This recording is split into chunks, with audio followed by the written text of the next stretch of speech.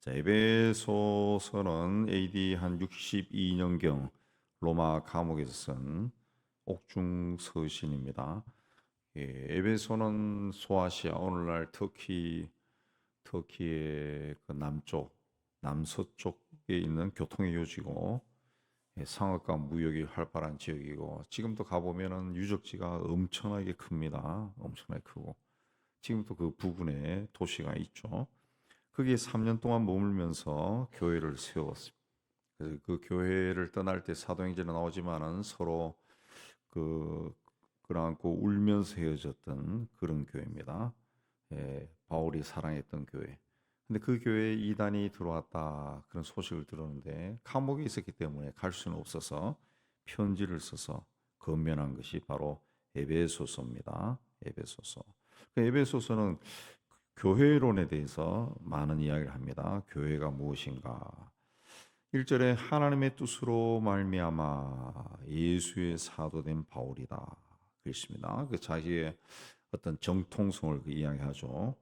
하나님의 뜻 안에 있는 그리고 예수의 사도인 내가 너에게 말한다. 그렇게 말합니다.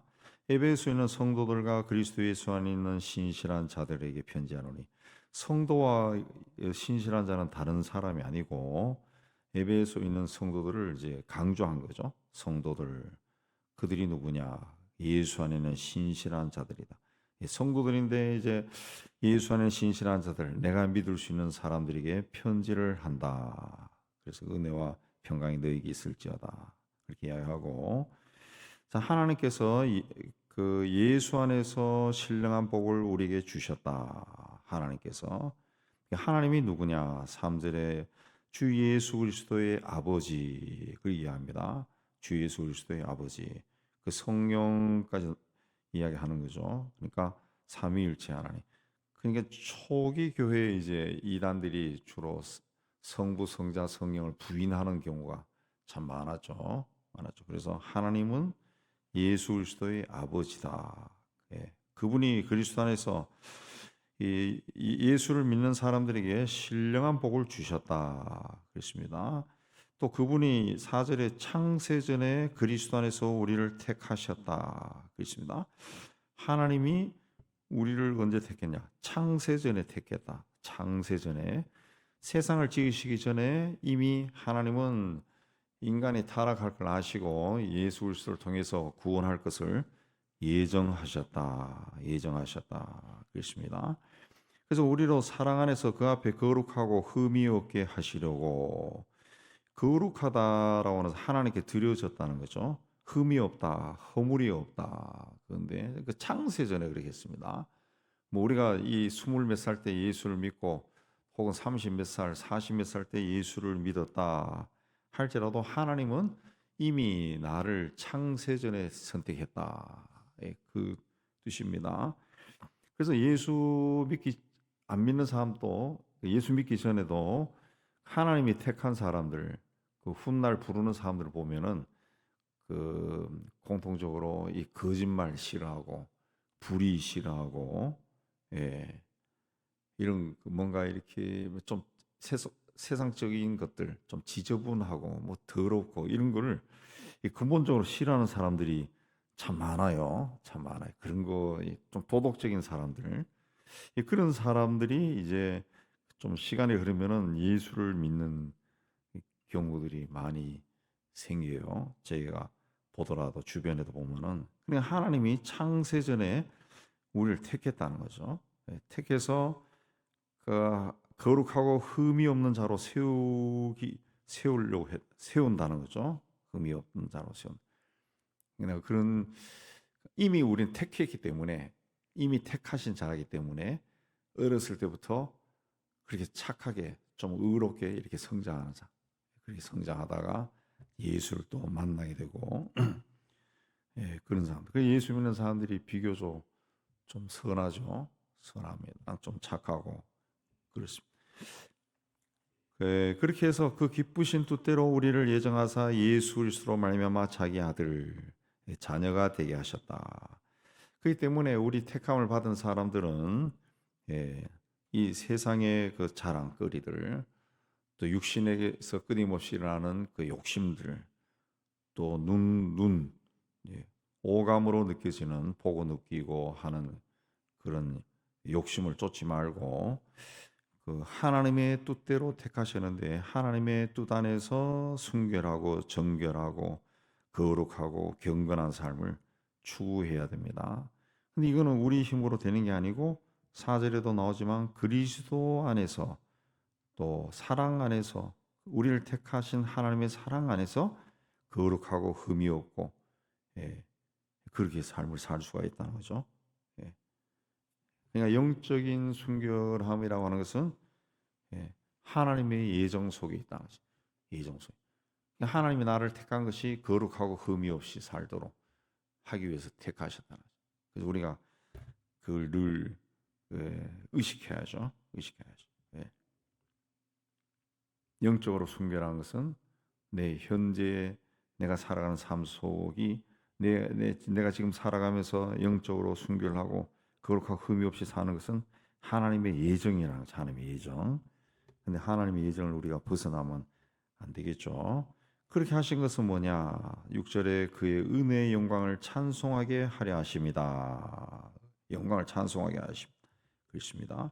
12절에도 영광의 찬송이 되게 하려 합니다. 그리스도 안에서.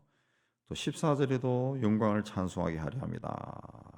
그 우리가 하나님으로부터 구원받고 하나님 앞에서 하나님 보시기에 이 정결한 삶, 순결한 사람, 그런 사는 것은 그 목적은 하나님의 영광을 드러내는 거, 하나님이 어떤 분인가 이걸 세상에 드러내는 거죠. 세상에 드러내는 거. 내가 예수 믿는 사람으로 세상 속에서 그 정결한 모습으로 경건한 모습으로 살면은 그 자체가 하나님의 영광을 세상에 드러내는 거죠. 하나님이 어떤 분인가? 아, 하나님은 은혜로운 분이구나. 아, 저 사람이 이 예수를 믿더니 저렇게 참 사람이 변하네. 그게 다 하나님의 영광을 드러내는 거죠. 그러니까 우리의 신앙 인격, 우리의 생활 방법, 태도, 그 말, 언어 습관 이런 등등이 그 하나님의 영광이 돼야 돼. 하나님의 영광이 되는 거죠. 우리를 통해 하나님이 드러나는 겁니다. 예.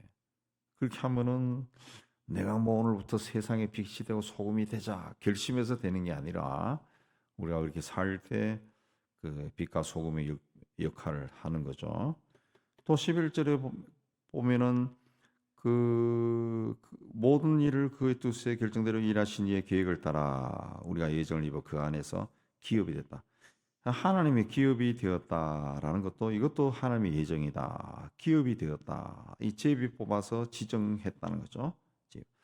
이 옛날에 이스라엘이 그 하나님의 약속의 땅에 들어갔을 때 땅을 분배할 때 제비를 뽑았습니다. 제비를 뽑아서 그 자손들에게 그 땅에 계속 살게 하고 유산으로 물려준 거죠.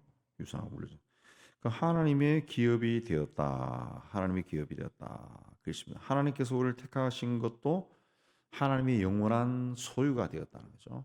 가나안 하나님의 약속의 땅에 들어가서 제비를 뽑아 내가 동쪽 땅을 차지해서 거기서 영원히 사는 것처럼 하나님의 기업이 되었다라고 하는 것은 하나님이 우리를 택하셔서 하나님의 영원한 소유가 되다.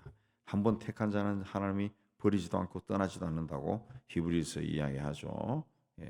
하나님의 자녀가 된 사람은 그때부터 하나님의 영광과 또 하나님이 베풀으시는 은혜와 축복과 또 자유와 사랑을 소유하고 누리며 산다는 겁니다.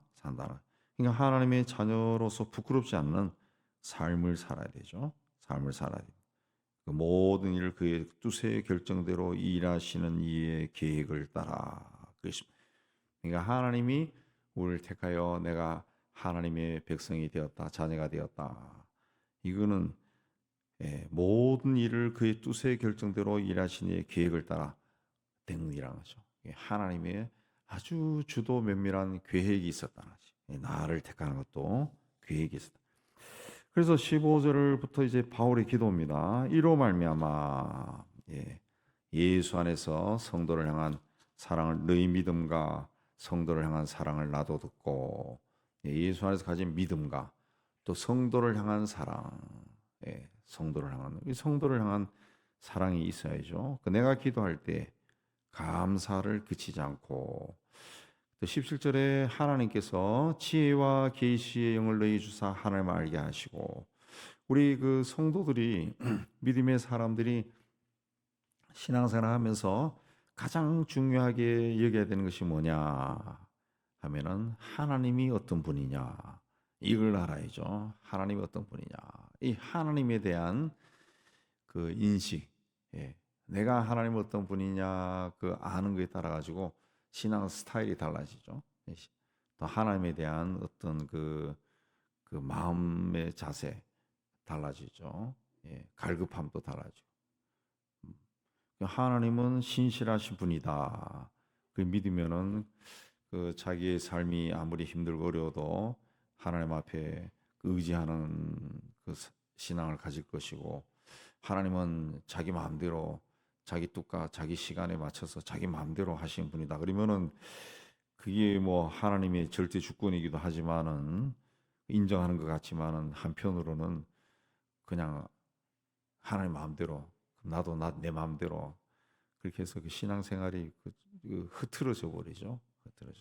하나님의 절대 주권을 인정해도 하나님이 무엇을 하셔도 나는 순종하겠습니다. 그런 사람하고 하나님이 뜻대로 하신다 그 마음을 그걸 뭔가 속으로 막 원망하는 마음을 가지고 있으면은 아무것도 안 하죠. 아무것도. 하나님을 아는 것이 중요합니다. 그 하나님을 알기 위해서 성경을 읽는 거고 그 하나님의 그 마음이라든가 어떤 그 품성을 그 알기 위해서는 그 복음서를 읽는 거죠. 복음서를 많이 읽으면 예수를 통해서 하나님이 어떤 분인가 많이 나타나죠. 그러면 이제 하나님에 대한 바른 신앙이 생기죠.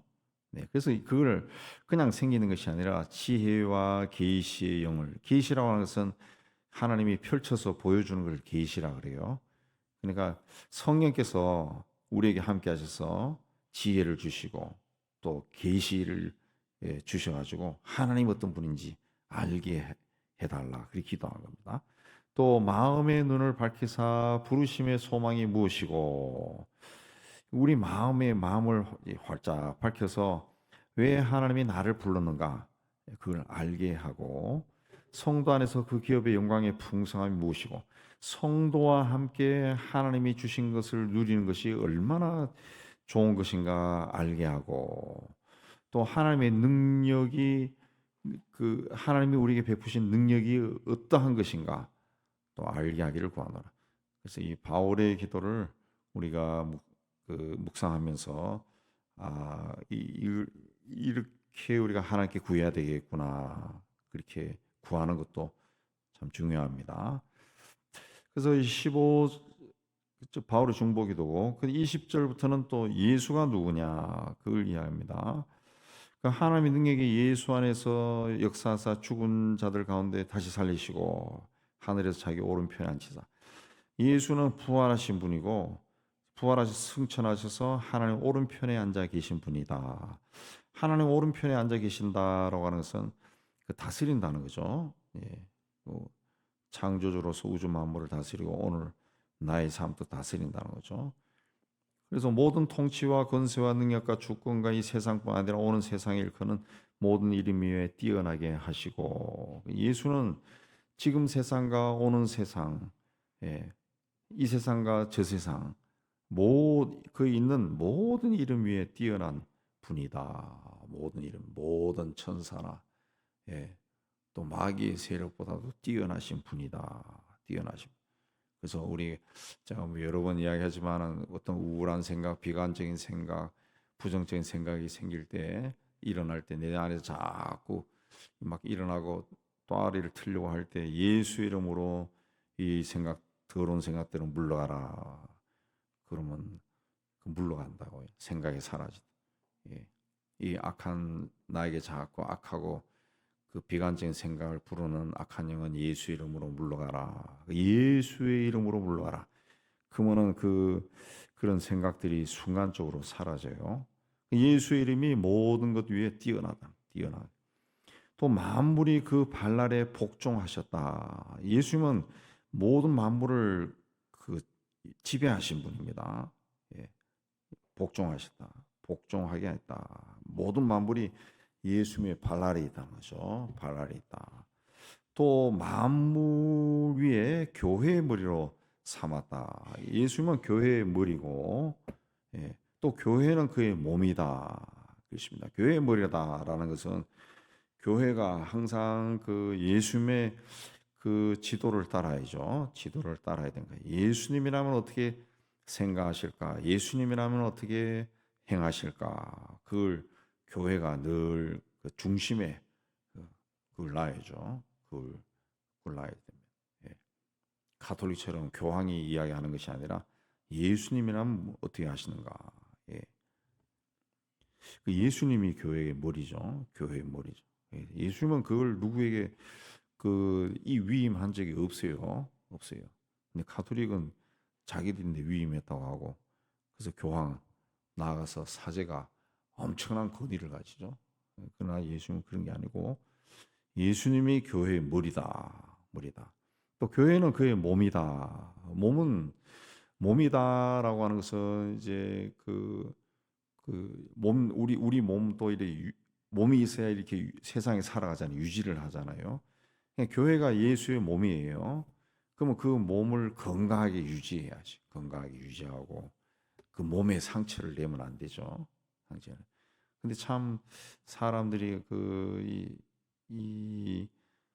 세속적인 마음을 버리지 못하니까 교회에 들어와서도 교회를 막 상처를 주는 자기 어떤 아주 욕심 때문에 자존심 때문에 그런 사람들이 있는데 그건 그 예수가 교회의 몸이에요. 교회는 그의 몸이야. 교회라는 것은 예수의 몸이야. 그럼 예수의 몸에 상처를 주는 거예요.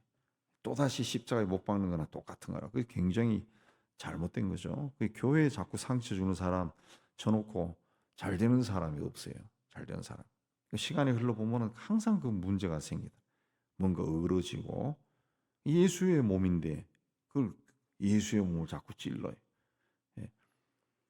그렇게 하면 안 된다는 거.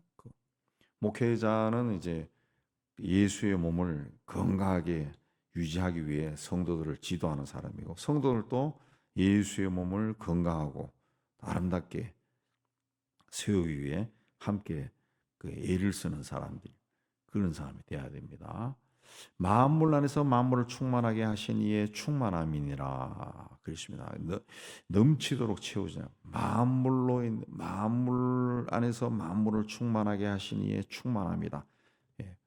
모든 것이 모든 방법으로 모든 것들이 가득 채워진다는 거지. 예. 교회 안에서 예수 안에서 교회 안에서 모든 것이 풍성하게 채워진다는 거죠. 우리가 이런 교회에 대해서 이런 마음을 가지고 교회를 섬길 때 교회가 만물 안에서 만물을 충만하게 하시는 충만함의 역사가 교회 안에서 일어나는 겁니다. 그래서 인류 역사에서 보면은 교회가 행한 일들이 엄청나게 많아요. 엄청나게 많아요.